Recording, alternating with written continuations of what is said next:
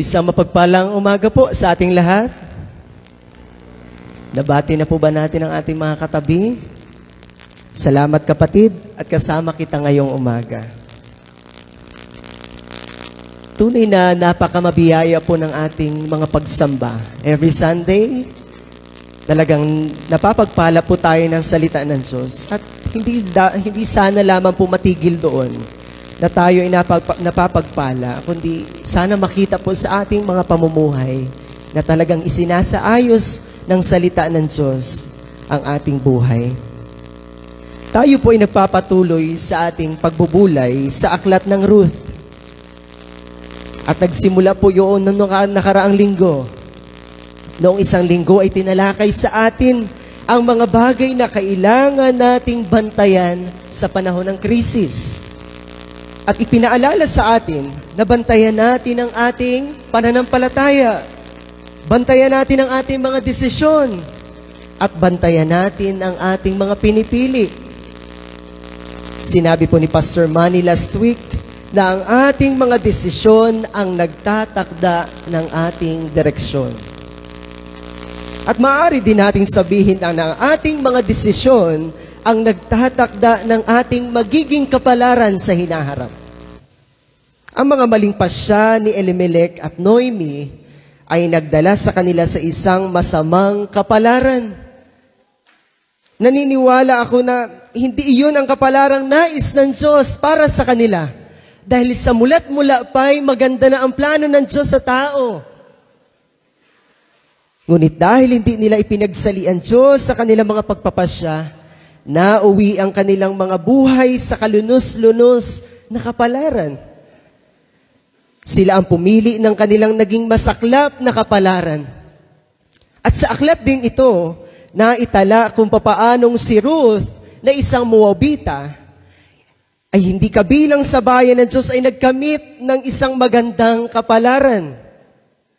Dahil sa biyaya ng Diyos na nag-ooperate sa kanyang buhay, mga kapatid, pinili niyang tahakin ang direksyon patungo sa katuparan ng mga layunin ng Diyos at patungo sa isang maganda at mabiyayang kapalarang inilaan ng Diyos para sa Kanya at sa mga sumunod na salinlahi sa Kanya. Basahin po natin ang ating teksto sa Ruth chapter 1, verse 6 to 18. Sabi po dito, nabalitaan ni Noemi na ang kanyang bayan ay pinagkalooban ng Diyos ng masaganang ani, kaya't humanda sila ng kanyang mga manugang na umalis sa Moab. Naglakbay nga silang pabalik sa Huda. Ngunit sa daay, sinabi ni Noemi sa kanyang dalawang manugang, umuwi na kayo sa dati ninyong tahanan at manirahan sa inyong mga nanay.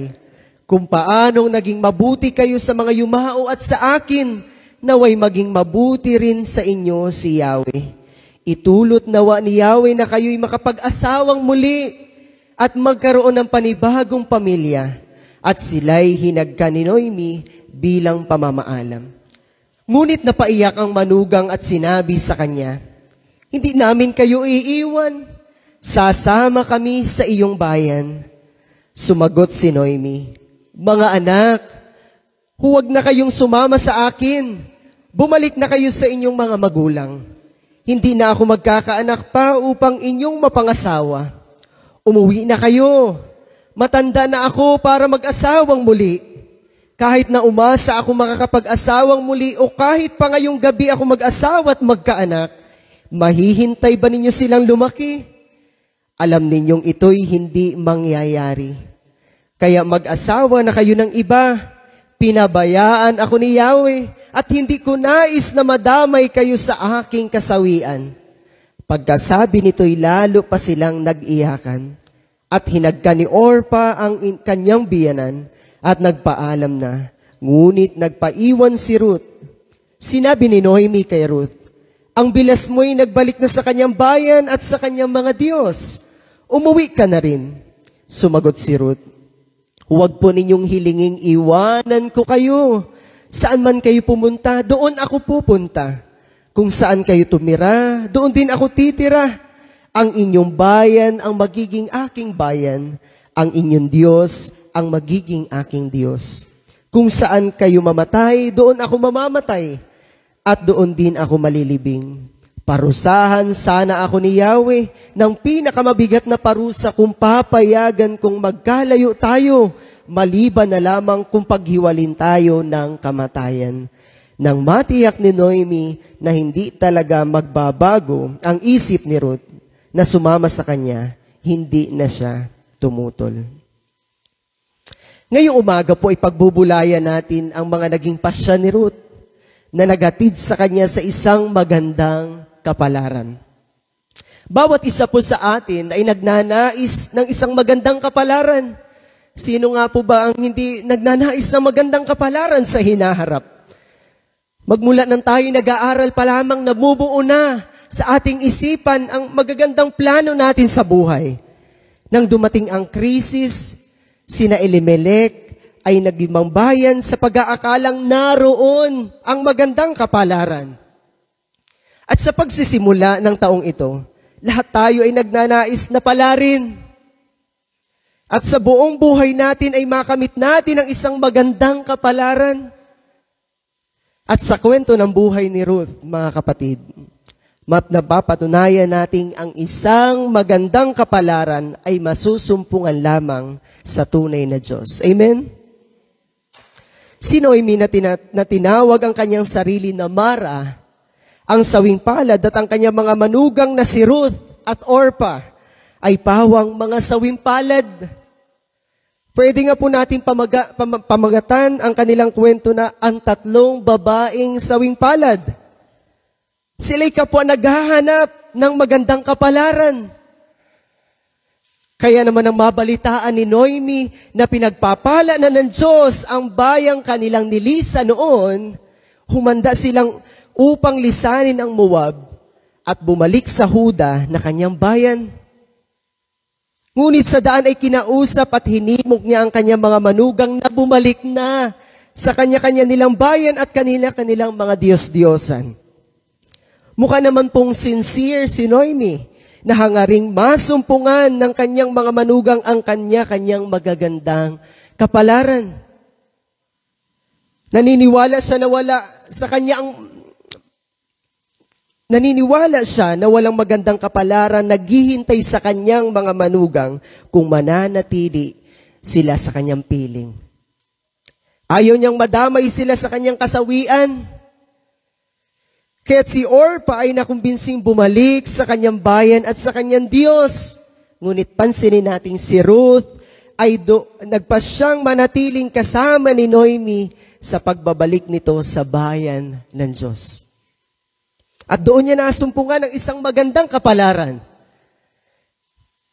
Pagbulayan nga po natin ang matalinong pasya na naghatid kay Ruth sa isang magandang kapalaran. Ano-ano ang mga pasya na maghahatid sa atin sa isang magandang kapalaran? Una, ang pasya po na yakapin ang Diyos. Una, ang pasya na yakapin ang Diyos. Ang sabi po sa verse 15 hanggang 18, sinabi ni Noemi kay Ruth, ang bilas mo'y nagbalik na sa kanyang bayan at sa kanyang mga Diyos. Umuwi ka na rin. Tumugon si Ruth, huwag na ninyong hilinging iwan ko kayo. Hayaan na ninyo akong sumama sa inyo. Saan man kayo pumaroon, doon ako'y paparoon. Kung saan kayo tumira, doon ako titira. Ang inyong bayan ang magiging aking bayan, at ang inyong Diyos ang aking magiging Diyos. Kung saan kayo mamatay, doon ako mamamatay. Doon ako malilibing. Gawaran ako ni Yahweh ng pinakamabigat na hatol kung tulutan akong magkalayo tayo, maliban na lamang kung paglayuin tayo ng kamatayan. Nang matiyak ni Noemi na matatag ang pasya ni Ruth na sumama sa kanya, hindi na siya tumutol. Hindi po ba't noong una ay idinidiscourage ni Noemi ang kanyang mga manugang na huwag nang sumama sa kanya, kundi umuwi na sa kanilang bayan? Ngunit sina Orpa at Ruth ay parehas na nagsabi sa kanya na hindi nila siya iiwan at sasama sila sa kanya. Ngunit sa pangalawang pakiusap ni Noemi, nakumbinsi si Orpa Ngunit si Ruth ay hindi. Matatagpuan pa siya ni Ruth na hindi lamang dahil sa kanyang katapatan sa kanyang biyanan, kundi dahil sa kanyang katapatan sa Diyos. Ganoon katapat si Ruth sa Diyos. Papaano siya dumating, mga kapatid, sa gayong kalagayan? Gayong siya ay isang Moabita na hindi naman kabilang sa bayan ng Diyos. Marahil nakikilala niya ang Diyos ng Israel na tunay na Diyos sa pamamagitan ng mga nangyari kina Noemi, Elimelech at sa mga anak nito. Ang pagpaparusa at pagdidisiplina ng Diyos sa mga masuwaying mamamayan ng Diyos ay kinasangkapan ng Diyos upang makakilala si Ruth sa Diyos. Samantalang hanggang sa oras na iyon, ay hindi pa din nakikilala ni Noemi si Yahweh. Sa puso naman ni Ruth ay nabuo na ang isang pananampalatayang hindi matitinag. Naniniwala tayong iyon ay biyaya ng Diyos kay Ruth.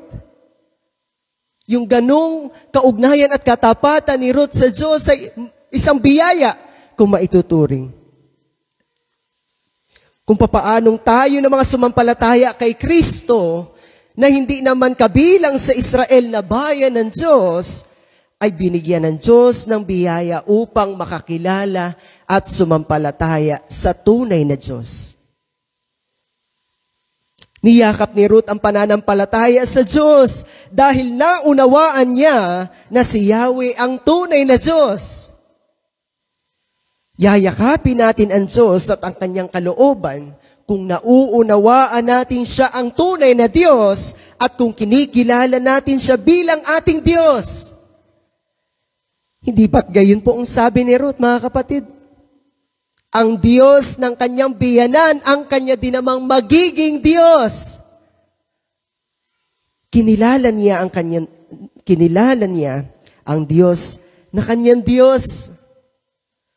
Mula sa pagsasabing, your God, tungo sa pagpapahayag na, my God. Kailangan dumating ka muna sa kalagayang ang Diyos ay kinikilala mong iyong Diyos mismo. Isang bagay po ang malamang ang Diyos ay siya mismong tunay na Diyos.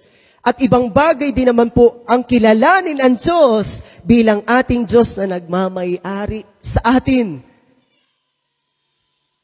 Naunawaan po ni Ruth na ang pagyakap niya sa tunay na Diyos ay nangangailangan ng ganap na pagtatakwil at pagtalikod sa kanyang dating pinapanginoon at dinidiyos. Dumako si Ruth sa ganoong pagkaunawa. Hindi pwedeng niyayakap natin ang ating mga Diyos-Diyosan and at the same time ay niyayakap natin ang Panginoong Diyos. Kung talagang desidido tayong i-pursue ang isang buhay na pinaghaharian ng Diyos, kailangan nating iwanan ang ibang mga bagay na ating pinapanginoon. Kailangan nating magdesisyon. Madalas sinasabi nating ang Panginoon ang ating Diyos, ngunit iba naman ang sinasabi ng ating kilos at pamumuhay. Kapag ang Diyos nga ang ating pinapanginoon, ang direksyong ating tatahakin ay direksyong maglalapit din sa atin sa Diyos. At itatakwil naman natin ang anumang bagay na maglalayo sa atin sa Diyos. Ang direksyong tinatahak mo ba sa iyong buhay ay naglalapit o naglalayo sa iyo sa Diyos ngayon? Kung ang landas po na tinatahak mo ay hindi naglalapit kundi naglalayo sa iyo sa Diyos, mali ang landas na iyan, kapatid. Ang magandang kapalaran ay wala riyan. Ang magandang kapalaran at ang Diyos ay palaging magkasama. Hindi tayo magkakaroon ng magandang kapalaran hiwalay sa Diyos. Kung papaanong sinasabi ng kanyang salita na hiwalay sa Kanya, wala tayong anumang magagawa. Hindi tayo pwedeng humiwalay sa Diyos at asahan na magkakaroon tayo ng isang magandang kapalaran. Kaya pakisabi sa iyong katabi, walang magandang kapalaran hiwalay sa Diyos. 2025 na mga kapatid. Ibukas na natin ang ating mga mata. Kapag kumbinsido tayo sa Diyos, pipiliin pa din natin siya kahit na anong mangyari. Hindi ba't iyon po ang ginawa ni Ruth? Dahil kumbinsido siya sa Diyos, ganun na lamang yung katapatan niya at yung pananampalataya. Ngunit si Orpa ay nagpadala sa mga sinabi ni Noemi na talaga namang nakakapanghina ng loob. Ang sabi po sa verse 18, matatag ang pasya ni Ruth. Matatag ang pasya ni Ruth. Gaano katatag ang ating pasya na piliin ang Diyos anuman ang mangyari? Gaano katatag? Sa mata ng pananampalataya, pinipili natin ang Diyos kahit wala pang nababago sa mga sitwasyon. Dahil kumbinsido tayo na ang Diyos ay Diyos na makapangyarihan sa lahat at siya ang tunay na nagmamay-ari ng ating buhay. Yun ang nagagawa ng pananampalataya. Hindi tayo nagpapadala sa discouragement mula sa sino man o mula sa anuman dahil nakikilala natin ang Diyos na ating sinasampalatayanan. Matatag ang ating pasya na lumakad sa pananampalatayang ating nilalakaran ngayon dahil alam natin na matapat at kilalang kilala natin ang Diyos na nagligtas sa atin. Madalas konting bagay na nakaka-discourage, gusto na nating lumayo agad sa Diyos. Gusto na nating sumuko. Mga kapatid, kumbinsido ba kayo sa Diyos na inyong sinasampalatayanan? May dahilan ba tayo para patuloy na piliin at yakapin ang Diyos at ang kanyang kalooban, anuman ang mangyari sa taong ito? Sa buhay ni Ruth ay mapapatunayan natin na kahit paanong pilit mo sa isang taong tunay na niyayakap ang Diyos, hindi mo siya makukumbinsi na lumayo sa Diyos at sa kanyang kalooban. At kapag pala nakita ng mga tao na kumbinsido tayo na yakapin ang Diyos at sumunod sa kanyang kalooban, lulubayan din nila tayo. Naniniwala tayo na sa piling ng Diyos, naroon ang magandang kapalaran. Bagamat hindi pa man natin nakikita ang buhay natin sa hinaharap, ngunit yung assurance ng salita ng Diyos ay pinanghahawakan natin at yun ang nakapagpapalakas sa atin. Hindi ba ba't iyan ang sabi ng Diyos sa kanyang salita sa Jeremias chapter 29 verse 11? Sabi niya, na sapagkat nalalaman ko ang aking mga panukala para sa inyo. Sabi ng Panginoon, mga panukala para sa ikabubuti at hindi sa ikasasama, upang bigyan kayo ng kinabukasan at ng pag-asa. Pangalawa po, ang pasya na manatili sa komunidad ng Diyos. Pangalawa, ang pasya na manatili sa komunidad ng Diyos. Ang sabi po sa verse 16, huwag na ninyong hilinging iwan ko kayo. Hayaan na ninyo akong sumama sa inyo. Saan man kayo pumaroon, doon ako paparoon. Kung saan kayo tumira, doon din ako titira. Ang inyong bayan ang magiging aking bayan. Ang inyong Diyos ang aking magiging Diyos. Doon sa komunidad o bayan ng Diyos na sumpungan ni Ruth ang magandang kapalaran. Nang umalis sina Elimelech sa bayan ng Diyos, naranasan nila ang kasawian. Nang piliin naman ni Ruth na doon manatili, naranasan naman niya ang magandang kapalaran. Manatili po tayo mga kapatid kung saan tayo iniligay ng Diyos. Manatili tayo sa komunidad ng Diyos kung saan niya tayo inilagay. Kung papaanong hindi tayo maaring mag-prosper hiwalay sa Diyos, hindi rin tayo maaring mag-prosper hiwalay sa bayan ng Diyos. Ang iglesia na pinaglagyan sa atin ng Diyos, ang bayan mismo ng Diyos. Hindi natin pwedeng ihiwalay ang ating sarili sa iglesia kung nais nating maranasan ng isang magandang kapalaran. Sa iglesyang pinaglagian sa atin ng Diyos, doon din tayo pagyayabungin ng Diyos. Kung tunay ka naging Kristiyano, hindi ka maaaring mag-prosper sa anumang aspeto ng iyong buhay kung inilalayo mo ang iyong sarili sa iglesia. Para kang isang naputol na darili na hindi makafunction dahil hindi nakaugpong sa katawang kinabibilangan nito. Ang sabi po ni Pablo sa Ephesians chapter 4, verse 16, sa pamamagitan niya'y nabubuo ang katawan mula sa mga bahaging pinag-uugnay-ugnay ng kasukasuan. At kung maayos na gumaganap ng tungkulin ang bawat bahagi, ang buong katawan ay lalaki at lalakas sa pamamagitan ng pag-ibig. Nang tayo po'y mapabilang sa iglesia na katawan ni Kristo, tayo ay naging bahagi ng iisang katawan. Ang buhay ng mga mananampalataya sa isang lokal na iglesia ay magkakadugsong. Kung papaanong ang katawan ay binubuo ng iba't ibang bahagi, ganoon tayo ibinilang ng Diyos sa iisang katawan. Ang ating mga buhay ay magkakaugnay.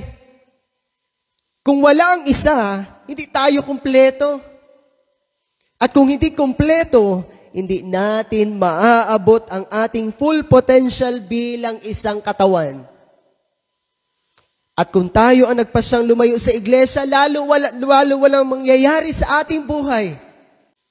We will not prosper away from the church.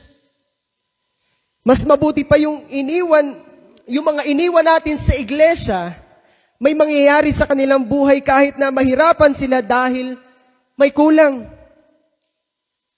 Ngunit ikaw na ililalayo ang iyong sarili sa iglesia, physically man o spiritually, ay talagang walang pagyabong o pag-prosper na nangyayari sa iyong buhay.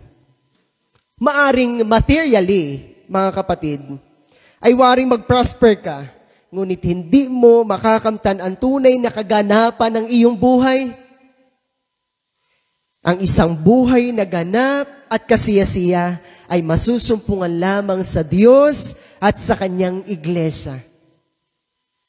Ang sabi sa talata, at kung maayos na gumaganap ng tungkulin ang bawat bahagi, ang buong katawan ay lalaki at lalakas sa pamamagitan ng pag-ibig. Ang paglaki at paglakas ng buong katawan o ng iglesia, para sa akin ay maituturing nating magandang kapalaran. Ang paglago at pagtibay ng iglesia, ang paglago nating lahat sa kabanalan, at ang pagiging handa natin sa muling pagbabalik ng ating Panginoong Hesus, ang kapalarang dapat na pinakamimithi natin. Nag-iisip pa ba tayo ng isang magandang kapalaran hiwalay sa church? Kapag tunay na bahagi ka ng katawan ni Kristo, dapat alam mo na wala na tayong higit pang magandang kapalarang maaaring makamit dito, kundi ang magkitang maabot natin bilang isang iglesia ang ating full potential. Kaya ngayong 2025, mga kapatid, huwag mo nang ituring ang iglesia, ang komunidad na pinaglagyan sa atin ng Diyos na isang option sa iyong buhay. Ang pagyabong o pag-prosper ng iglesia ay pagyabong din naman ng ating personal na buhay. Ang tagumpay ng iglesia ay tagumpay din naman natin. Lahat tayo ay tunay na panalo kapag naabot natin bilang katawan ni Kristo ang pagtibay at paglago na ninanais ng Diyos para sa atin bilang isang komunidad ng mga hinirang ng Diyos. Kung gayon, kailangan nating lumago mula sa makasariling mga ambisyon tungo sa tunay na pagmamalasakit sa bayan ng Diyos. Ang pagpapasya na sumama si Ruth sa bayan kung saan nagmula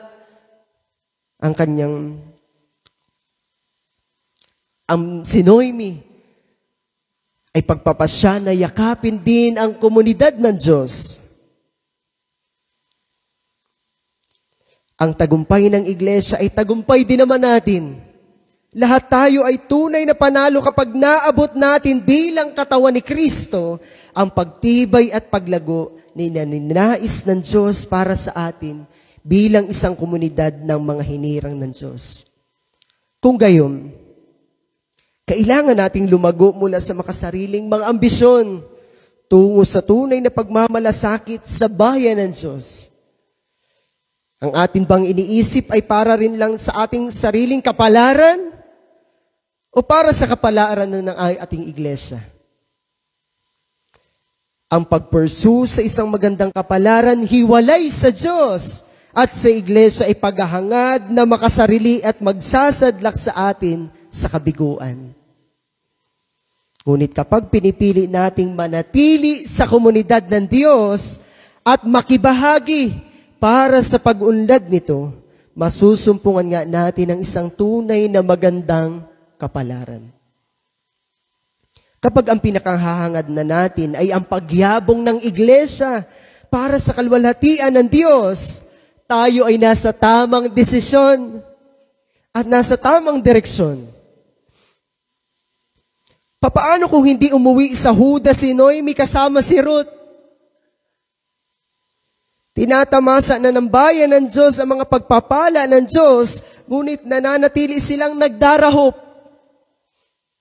Hindi sana nila natikman ang kasaganaang buhat sa Diyos kasama ng bayan ng Diyos. Nararanasan ng bayan ng Diyos ang tagutom dahil dinidisiplina sila ng Diyos dahil sa kanilang mga kasalanan. Ngunit kahit sa ganoong kalagayan ay itinawid pa rin sila ng Diyos. Ang mga kababayan ni Noemi sa kanyang pagbabalik ay nadatnan nilang buhay at nililingap ng Diyos. Samantalang wala na ang tatlong mahal niya sa buhay. Hindi ba't mas mabuti pang manatili sa komunidad ng Diyos na pinaglagyan sa atin kahit na sa panahon ng krisis at pagdidisiplina ng Diyos kaysa lumayo at mamuhay ng malayo sa Diyos at sa kapwa natin ng mga mamamayan ng Diyos? May krisis ba sa iyong cell? O sa iglesyang iyong kinabibilangan? Krisis sa mga kaugnayan? O krisis sa paglago o sa anumang klase ng krisis? Manatili tayo dito at sama-sama nating apuhapin ang Diyos. Manalangin, magpakumbaba, magsisi sa ating mga kasalanan at manumbalik sa Diyos bilang isang bayan, bilang isang iglesia. Kaya sama-sama nating abutin ang magandang kapalaran na inihanda ng Diyos para sa kanyang iglesia ngayong 2025. Pangatlong pasya na magdadala sa atin sa isang magandang kapalaran ay yung pasya na ituloy ang buhay sa pamamatnubay ng Diyos. Ang sabi po sa Ruth chapter 2 verse 2, isang araw, sinabi ni Ruth kay Noemi, pupunta po ako sa bukid at mamumulot ng mga uhay na naiiwan ng mga gumagapas. Doon ako sa may likuran ng sino mang papayag. Sumagot si Noemi, ikaw ang bahala, anak. Kaya't si Ruth ay nagtungo sa bukid at namulot ng mga uhay. Kasunod ng mga gumagapas, ang napuntahan niya ay ang bukid ni Boaz. Hindi hinayaan ni Ruth na ang kanyang kahapon ang magtatakda ng kanyang bukas. Hindi hinayaan ni Ruth na ang kanyang kahapon ang magtatakda ng kanyang bukas. Itinuloy niya ang buhay sa pamamatnubay ng Diyos. Noon ay iginaod niya ang buhay sa kanyang sarili. At hindi kasali ang Diyos at siya'y nagdanas ng kabiguan. Ganoon din ang nakita niya sa kanyang biyanan at sa 3 sa kanilang pamilya na pumanaw. Sila'y mga kapwa na muhay ayon sa sariling diskarte at isinantabi ang patnubay ng Diyos. Ngayon, determinado si Ruth na mabuhay sa komunidad ng Diyos kung saan naroon ang presensya ng Diyos at nananalig siyang papatnubayan siya ng Diyos. Kaya't isang araw nagpaalam siya sa kanyang biyanan at pupunta siya sa bukid upang mamulot ng mga uhay na iniwan ng mga gumagapas. Para kay Ruth, mga kapatid, tuloy ang buhay at tuloy ang buhay kasama ang Diyos. Sana hindi lang tayo determinadong ipagpatuloy ang buhay, kundi determinado tayong ipagpatuloy ang buhay kasama ang Diyos. Huwag lang nating ipagpapatuloy ang buhay, ngunit sa sarili pa ring pamamaraan at diskarte. May kasabihan nga pong try and try until you succeed. Ngunit dapat maunawaan natin na kung susubok at susubok lamang tayo, ngunit ang pag-asa pa rin ay sa ating sarili o sa mga bagay o sa mga tao sa mundong ito, mabibigo at mabibigo pa rin tayong abutin iyon. Hindi po ba't iyon ang ginawa ni Noemi? Sa napakahabang panahon, itinuloy lang niya nang itinuloy ang buhay, ngunit dahil wala siya sa sentro ng kalooban ng Diyos, paulit-ulit lamang ang kanyang naging kabiguan. Kung tayo rin lang ay hindi sumusuko, kundi nagpapasyang magpatuloy, maging desperado na tayo sa patnubay ng Diyos.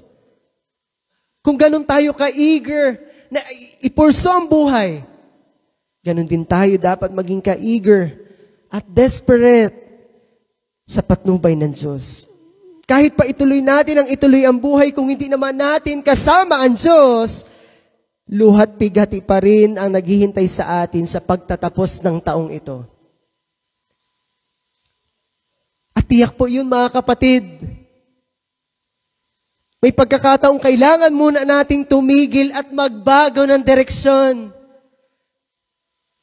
Kasi sa pag-aakala nating tama yung direksyong pinupuntahan natin ay mali na pala yun sa pamantayan ng Diyos.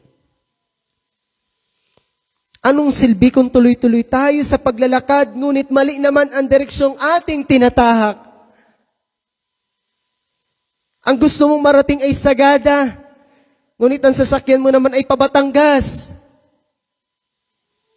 Hindi ba't kailangan mong tumigil at sumakay sa sasakyang papunta sa gusto mong marating? May pagkakataong kailangan muna nating tumigil at magbago ng direksyon. Iparealign yun sa Diyos.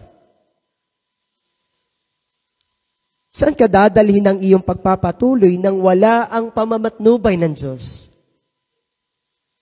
Ang sabi po sa Jeremias chapter 6, verse 16, ganito ang sabi ng Panginoon, tumayo kayo sa mga daan at tumingin, at ipagtanong ninyo ang mga sinaunang landas kung saan naroon ang mabuting daan.